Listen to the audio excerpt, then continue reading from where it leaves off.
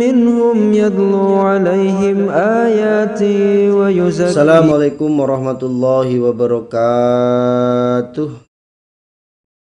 Bismillahirrahmanirrahim. Alhamdulillahirabbil alamin.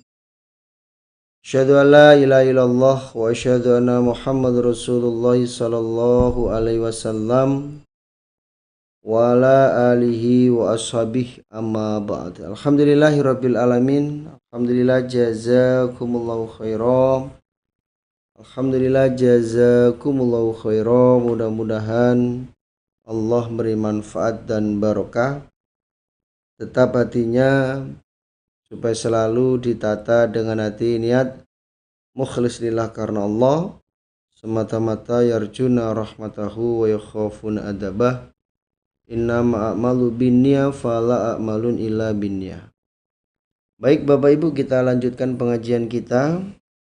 Nomor hadisnya 850. A'udzubillahi minasyaitonirrajim. Bismillahirrahmanirrahim. Waqala, dan berkata siapa Ibnu Abi Maryam, akhbarona Nafi ibnu Yazid qala akhbaroni Ja'far ibnu Rabi'ah ana ibnu Syihab.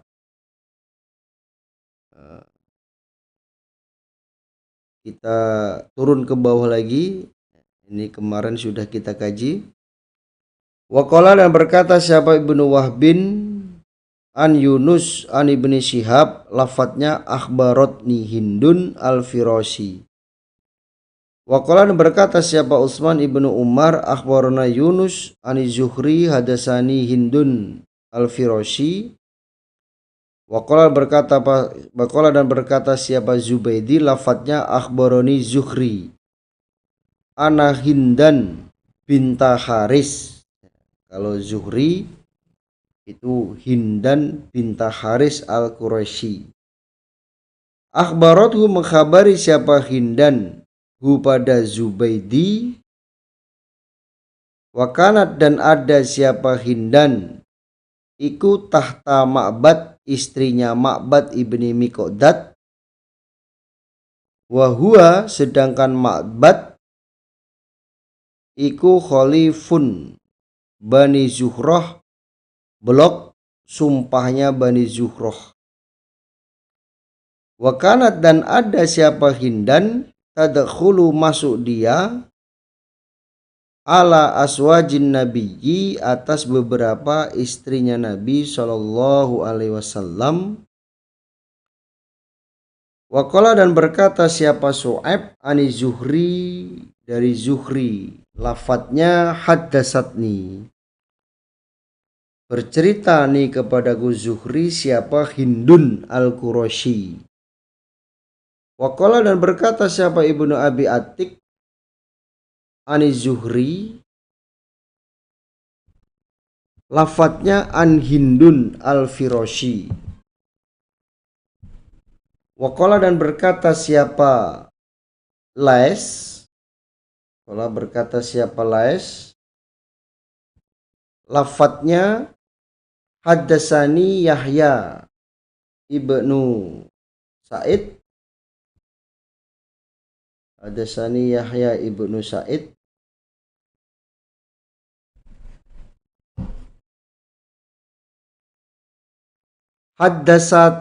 Hadasahu, bercerita siapa Yahya hu pada hadis. Bercerita siapa Yahya hu pada hadis. Ani ibni Syihab, lafadznya anim ro'atin, seorang perempuan min Quraisyin, dari Quraisy. Hadasathu, bercerita hu pada Ibni Syihab, bercerita siapa perempuan hu pada Ibni Syihab.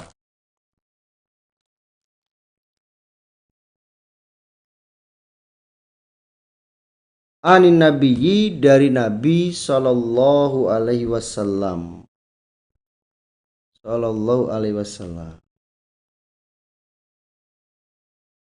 Babu man, babnya orang yang sholat siapa orang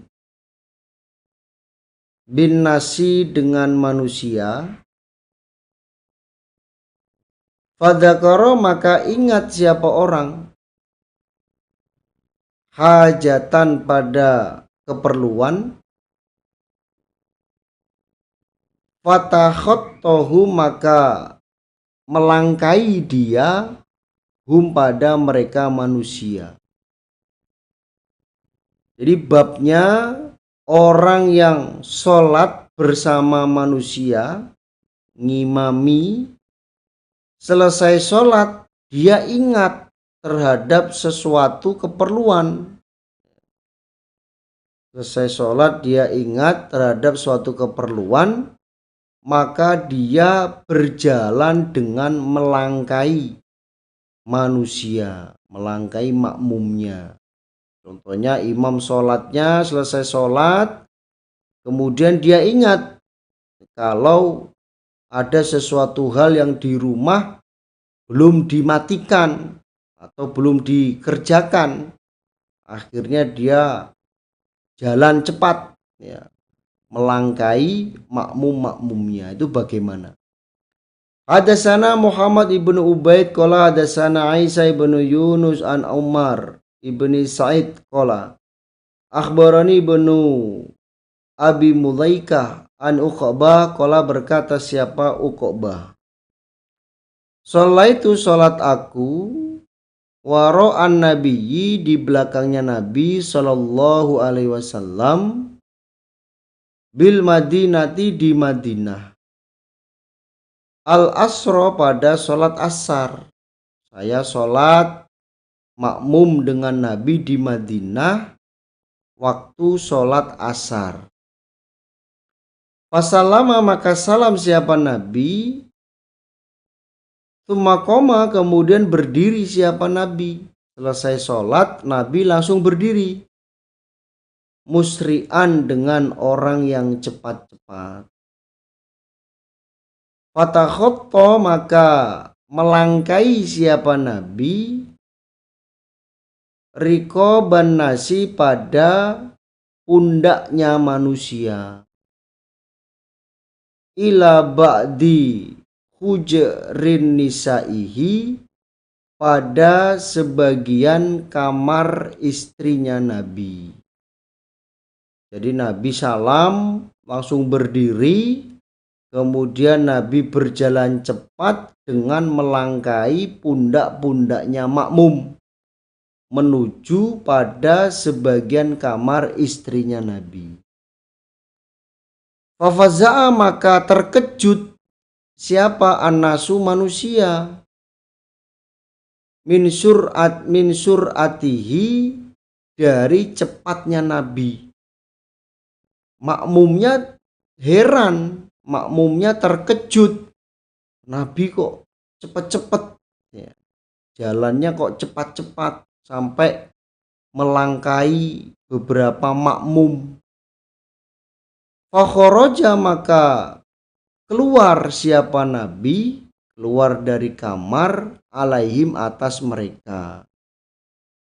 Selesai mengerjakan hajatnya, Nabi kembali lagi.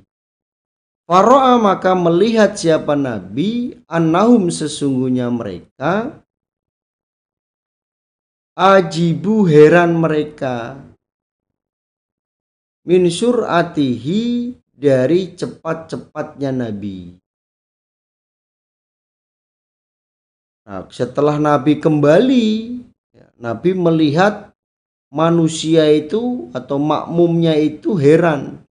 Nabi melihat, ya, dengan keheranannya makmum terhadap cepat-cepatnya Nabi. Lah kok ngene iki, ya, ada apa ini kok semuanya melihat saya? Faqala maka bersabda Nabi, dakartu ingat aku, syai'an pada sesuatu, min tibrin dari emas yang sedikit, indana di sisiku. Fakarihtu maka benci aku. Maka benci aku. Ayah bisani bahwa menahan apa emas yang sedikit ni padaku. Maksudnya menjadi beban pikirannya Nabi atau mempengaruhi pikirannya Nabi. Fa'amartu maka perintah aku bikis matihi dengan membagihi pada emas yang sedikit. Lalu oleh Nabi diceritakan karena Nabi melihat makmum pada heran, Nabi kok cepet-cepet ya. Lalu Nabi menceritakan, saya ingat terhadap sesuatu emas yang sedikit di rumah. Saya benci apabila emas yang sedikit itu menahan kepadaku. Maksudnya menjadi beban pikiranku. Mau aku apain ini emas ini? Menjadi beban pikirannya Nabi. Lalu Nabi perintah untuk dibagikan. Jadi tadi saya itu ingat ya, kalau di rumah itu masih ada emas yang mengkhawatirkan dapat mempengaruhi pikirannya Nabi, maka segera aku bagi, segera aku bagikan. Nah, ini menunjukkan bahwa Nabi itu tidak senang terhadap gelimpangan harta. Nabi itu tidak suka dengan harta yang banyak. Nabi orangnya sederhana, tidak mau bermewah-mewahan dengan harta. Nah, hadis ini menunjukkan kalau imam setelah dia salam kemudian ternyata dia ada hajat, ternyata dia ada keperluan, itu tidak apa-apa, silahkan. Contohnya habis assalamualaikum warahmatullah, assalamualaikum warahmatullah, ternyata perutnya kucuk ya. Langsung dia lari atau pergi ke toilet, ternyata perutnya sakit, itu boleh, nggak apa-apa, tidak apa-apa. Ya gambarannya seperti Nabi selesai sholat pergi, kemudian menyuruh membagikan emasnya, kemudian Nabi balik lagi ke masjid, nggak apa-apa. Kalau imam punya hajat, kalau imam punya keperluan di dalam selesai mengerjakan sholat itu boleh, nggak apa-apa. Babul ing vitali, babnya bubar menghadap makmum, wal ansirofi dan bubar keluar dari masjid, anil yamini dari sebelah kanan, wasyimali dan sebelah kiri. Jadi babnya keluar dari masjid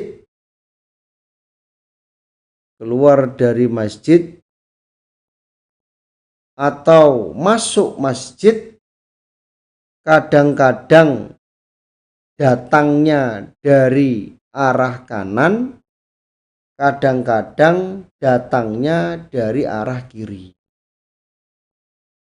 Jadi mau masuk masjid lewatnya jalan kanan, atau pulang dari masjid lewatnya jalan kiri. Wakana dan ada siapa Anas iku yanfatilu, bubar dia, an yaminihi dari kanannya, wa an yasarihi dan dari kirinya. Anas kadang-kadang ketika pulang dari masjid dia lewat kanan atau kadang-kadang dia lewat kiri. Wayaibu dan mencela dia alaman atas orang yatawakho yang mempersungguh dia, maksudnya mengharuskan, auman atau orang ya'midu sengaja dia, al-infitala pada bubar, an yaminihi dari kanannya orang. Dan Anas mencela terhadap orang yang mengharuskan bubar dari masjid itu ke arah kanan atau sengaja lewat kanan. Pokoknya kalau keluar masjid pulang ke rumah itu jalannya ke arah kanannya masjid, ya. Muter, ya. Itu dicela oleh Anas karena orang itu sengaja atau orang itu mengharuskan ketika pulang itu lewat jalan sebelah kanannya masjid. Hadasana Abul Walid qala hadasana Suba an Sulaiman an Umar ibni Umairin anil Aswad qala berkata siapa Aswad. Qala berkata siapa Abdullah, la yaj'al jangan menjadikan siapa ahadukum salah satu kalian li syaitani untuk setan syai'an pada sesuatu min solatihi dari solatnya ahad, dari solatnya ahad. Yaro berpendapat siapa ahad anna haqqon sesungguhnya wajib alaihi atas ahad opo Allah yang sorifa bahwa tidak bubar dia, bahwa tidak bubar dia an yaminihi dari sebelah kanannya ahad. Laqad ra'aitu niscaya sungguh melihat akunya Abdullah an-nabiyya pada Nabi sallallahu alaihi wasallam kasiron banyak, maksudnya sering, yang sorifu bubar siapa Nabi ayyasarihi dari kirinya Nabi, dari kirinya Nabi. Jadi Abdullah berkata, salah satu kalian janganlah menjadikan sesuatu dari sholatnya untuk setan. Untuk setan. Jadi dengan mengharuskan bubar sholat, ya, mengharuskan bubar sholat itu ke arah kanan, itu sudah terkena pengaruh setan. Sehingga kalau ke arah kiri dia merasa berdosa. Itu yang dimaksud li syaitana syai'an min sholati. Karena dia mengharuskan, pokoknya aku kalau sholat di masjid pulangnya harus lewat kanannya masjid. Kalau dia lewat selain kanan, dia merasa berdosa, merasa melakukan perbuatan dosa. Wah, sholatku piye iki? Aku mulai sebelah kiri ya. Padahal Abdullah dia sering melihat Nabi, yang mana Nabi itu paling banyak keluar dari masjid berjalannya ke arah kiri. Nabi sering kalau pulang itu jalannya lewat kiri, tidak kanan. Itu. Jadi hadis ini menunjukkan bahwa boleh ketika berangkat atau pulang dari masjid itu boleh menggunakan ke kanan atau ke kiri. Ya, itu boleh. Aku pokoknya pulang mau lewat jalan kanannya masjid atau pulang berangkat lewat jalan kirinya masjid itu boleh. Yang tidak boleh itu adalah yang mengharuskan.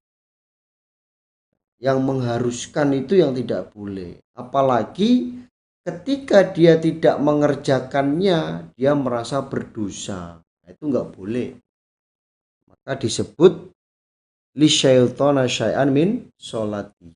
Ya intinya silahkan datang dari belakang masjid, pulangnya lewat depan masjid, itu juga boleh, silahkan.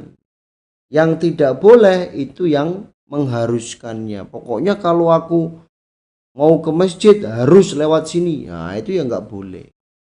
Itu ada unsur syiriknya malah, bahaya itu. Maka jangan dilakukan, ya silahkan. Maka dikatakan ad-dinun yusrun itu ya seperti ini. Ya, diperbolehkan mau lewat kanan boleh, lewat kiri boleh. Ya, seenaknya kita, senyamannya kita di dalam melaksanakan ibadah kepada Allah. Sehingga dalam ibadahnya itu betul-betul khusyuk, tumaknina, betul-betul ingat kepada Allah, tidak tercampuri dengan hal-hal yang berbau syirik. Babu ma, babnya apa-apa, ja'a yang datang apa ma, fisumi di dalam makan bawang, an niyi yang mentah, bawang mentah, bawang putih mentah, wal basoli dan bawang merah, wal kurosi dan bawang pre, daun bawang atau kucai. Babnya makan bawang putih mentah dan bawang merah mentah dan daun bawang. Bawang putih, bawang merah, kucai. Wa qaulin Nabi dan sabda Nabi sallallahu alaihi wasallam, man barang siapa, akala yang makan siapa orang, as-sauma pada bawang putih mentah, awil basola atau bawang merah mentah, minal ju'i karena lapar, au ghairihi atau selain lapar, fala yaqrabana maka jangan mendekat sungguh siapa orang masjidana pada masjid kami. Jadi Nabi bersabda, barang siapa yang makan bawang putih mentah, makan bawang merah mentah, baik karena lapar atau tidak lapar, maka dia jangan mendekati pada masjid kami. Maksudnya jangan sholat ke masjid karena baunya bawang. Karena baunya bawang. Dan Nabi itu tidak suka terhadap bau bawang. Bau bawang yang masih mentah. Nabi itu nggak suka. Nah terus bagaimana dengan bawang matang? Boleh. Nanti hadisnya di bawah. Bawang yang dimasak, bawang merah, bawang putih yang dimasak, itu boleh.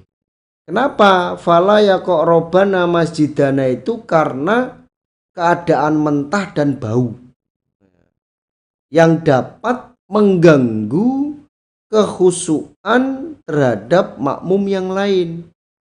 Di samping mengganggu Nabi, Nabi juga benci terhadap bau bawang yang mentah, juga mengganggu makmum-makmum yang lain. Kalau di kita ya mungkin jengkol atau pete.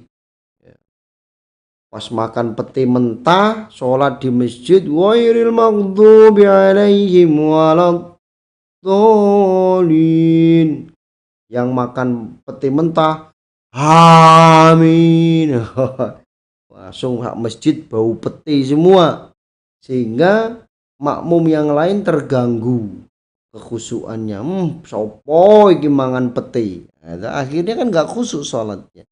Itu yang disebut fala yaqrabana masjidana. Nabi benci karena dapat mengganggu kekhusyuan. Hadatsana Musaddadun qala hadatsana Yahya an Ubaidillah qala hadatsani Nafi an Ibni Umar radhiyallahu anhuma anan Nabiyya sallallahu alaihi wasallam iku qala bersabda siapa Nabi fi ghazwatil Khaybaro pada fi ghazwati Khaybaro di dalam perang Khaybar tahun 7 Hijriah. Man barang siapa akala yang makan siapa orang min hadhihi sajaroti dari ini pohon, yakni menghendaki siapa Nabi as-sauma pada bawang mentah, bawang merah atau bawang putih yang masih mentah, fala yaqrabana maka jangan mendekat sungguh siapa orang masjidana pada masjid kami. Maksudnya jangan ikut sholat, jangan ikut sholat ke masjid ya, kalau sedang makan bawang mentah. Jadi Nabi bersabda pada waktu perang Khaybar tahun 7 Hijriah, barang siapa yang makan pohon ini, yaitu bawang mentah, bawang merah, bawang putih, maka dia jangan ikut sholat ke masjid. Karena baunya bawang itu dapat mengganggu makmum yang lain tidak khusyuk di dalam ibadah. Itu. Jadi kalau bawang merah, bawang putih yang dimasak itu ya boleh. Karena kalau sudah dimasak itu baunya kan tidak sesegera dengan bawang merah, bawang putih yang masih mentah. Apalagi bawang putih, bawang merah yang dimasak bersama gulai kambing ya, yang dimasak bersama dendeng sapi ya, ini ya nggak apa-apa, diperbolehkan. Yang tidak diperbolehkan itu ya karena dapat mengganggu kekhusyuannya itu. Alhamdulillah, jazakumullahu khaira. Mudah-mudahan Allah memberi manfaat dan barokah. Insyaallah itu yang bisa disampaikan dari awal sampai akhir. Apabila ada kata kurang pas, saya mohon maaf sebesar-besarnya. Akhirul kalam. Wassalamualaikum warahmatullahi wabarakatuh.